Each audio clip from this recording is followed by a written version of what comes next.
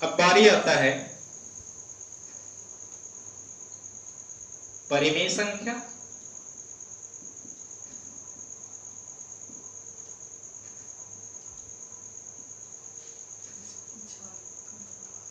जिसको अंग्रेजी में हम लोग रैशनल नंबर कहते हैं। अंग्रेजी में क्या कहते हैं हम लोग? रैशनल नंबर कहते हैं। परिभाषा लिखें आप लोग, इसको परिभाषा लिखें, परिमेय संख्या लिख करके डैश दें। लिखें कि जिस संख्या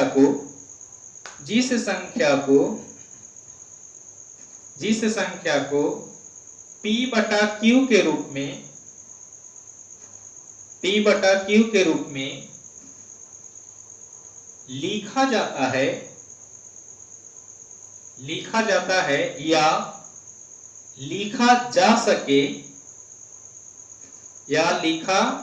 सके उसे परिमेय संख्या कहते हैं।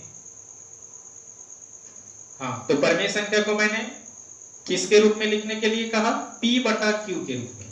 अब यहां पर P क्या है? यहां पर हमारा जो P है,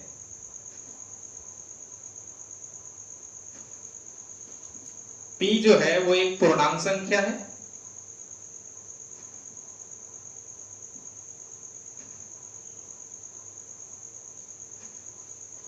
Q क्या है? ये भी पूर्णांक संख्या है।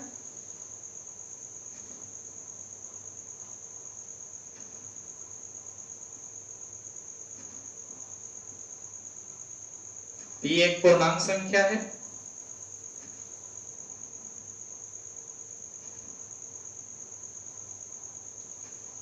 Q भी एक पूर्णांक संख्या है।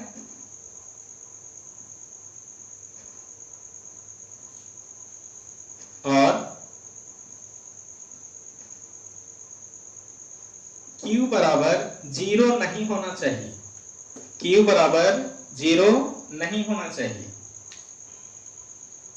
Q बराबर 0 नहीं होना चाहिए। अब फिर से समझें इसको। मैंने बताया कि जो संख्या P बटा Q के रूप में हो या जिस संख्या को P बटा Q के रूप में लिखा जा सके उसको हम लोग क्या कहेंगे? परिमेय संख्या कहेंगे। तो यहाँ P बटा Q की बात हो रही है। अब यहाँ P और Q कैसा संख्या रहेगा? तो P भी पूर्ण संख्या होना चाहिए और Q भी पूर्ण संख्या होना चाहिए। पूर्ण संख्या या पूर्णांक संख्या, P भी हमारा पूर्णांक संख्या होना चाहिए और Q भी पूर्णांक संख्या होना चाहिए। यहाँ पे लिख सकते हैं कि जहां P तथा Q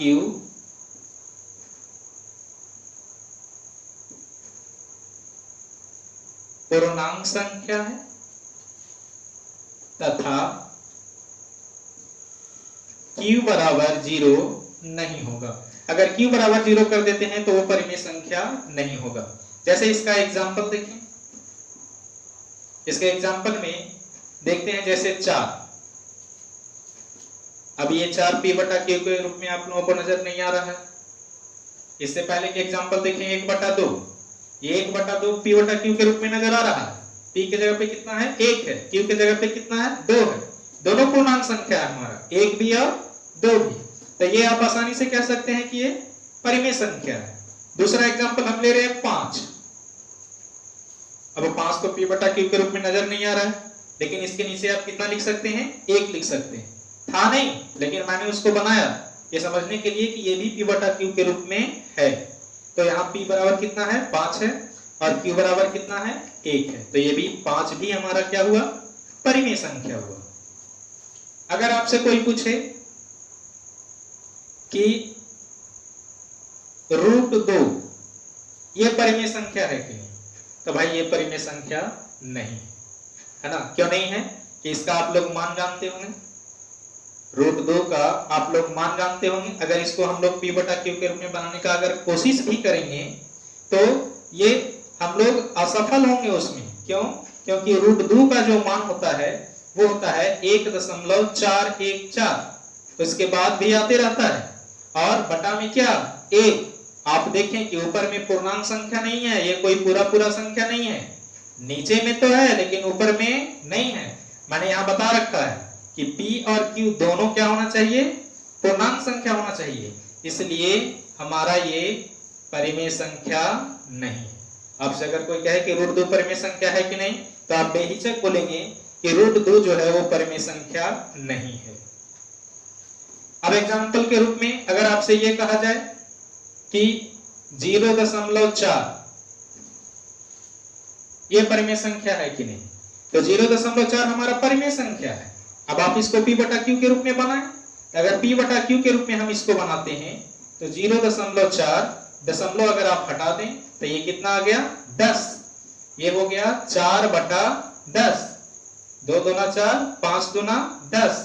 देखें ये कितना बन गया, 2/5। तो ये 0.4 नहीं है, कितना था, 2/5 था। हम लोगों ने इसको P/Q के रूप में लाया तो ये 2/5 आ गया। इसका मतलब ये हुआ कि ये P/Q के रूप में आया, तो 0.4 भी हमारा क्या है, परिमेय संख्या है। तो इस तरह से आप लोग परिमेय संख्या समझ गए होंगे।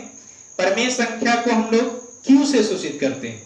तीर का निशान देकर के लिख लिया जाए कि परिमेय संख्या को हम लोग, परिमेय संख्या को Q से सूचित किया जाता है, कैपिटल Q से सूचित किया जाता है।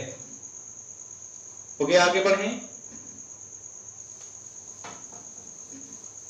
थोड़ी थोड़ी जानकारी हम लोगों को इस सब संख्याओं के बारे में ले लेना है और उसके बाद हम लोग धीरे धीरे अपने चैप्टर पे आ जाएंगे। अगला है अपरिमेय संख्या।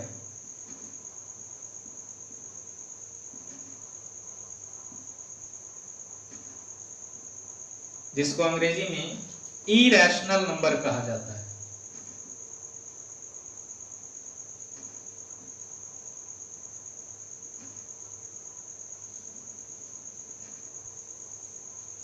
अभी हम लोगों ने पीछे परिमेय देखा था, अब आ गया अपरिमेय। सीधी सी बात है, आप वे सभी संख्याओं को अपरिमेय संख्या कहेंगे जो परिमेय संख्या नहीं है। जो परिमेय संख्या नहीं है वो संख्या अपरिमेय संख्या है। वो संख्या क्या है, अपरिमेय संख्या। लिखें इसे, जो संख्या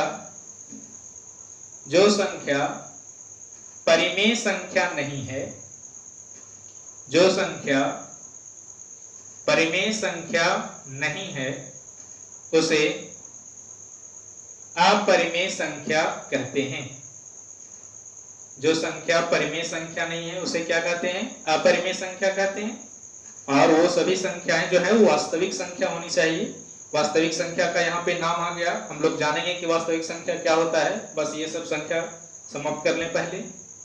तो वे सभी संख्याएं जो परिमेय संख्या नहीं होती है वो क्या होती है, अपरिमेय संख्या होती है। वो अपरिमेय संख्या होती है। हो गया, तीर का निशान देकर के लिखें। अपरिमेय संख्या को P से सूचित किया जाता है। अपरिमेय संख्या को P से, कैपिटल P से सूचित किया जाता है। हो गया।